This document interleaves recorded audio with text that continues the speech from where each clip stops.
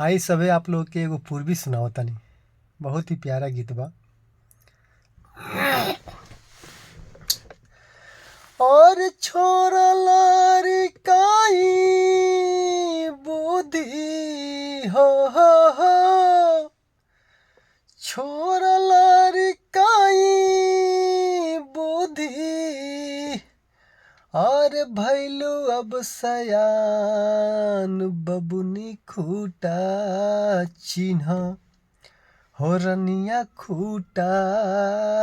चिन्ह और खैबू की कर बुझियान बबुनी खूटा चिन्ह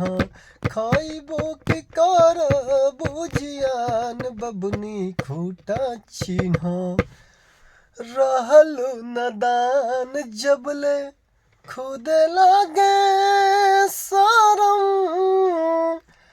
देह सुकुआर रहे हाथे गोर नरम रहलू नदान जबले खुदे लागे सरम देह सुकुआर रहे